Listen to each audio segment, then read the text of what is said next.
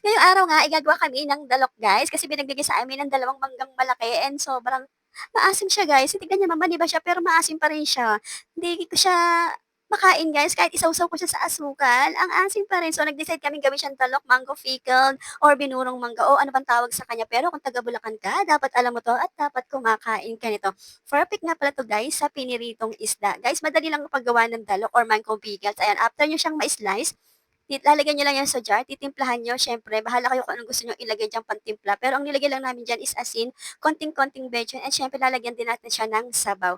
And then i-stock niyo lang siya ng 3 to 5 days, puwedeng-puwede niyo yan siyang kainin. Guys, perfect 'to sa mga piniritong isda. Pero kung nakikita niyo yung mga video ko guys, 'di ba nagluluto ako ng luto sa dalok. Guys, i-try niyo din yun, sobrang sarap. Para siyang sinigang style, pero hindi siya sinigang ha, luto siya sa mangga. Ang sarap niya guys.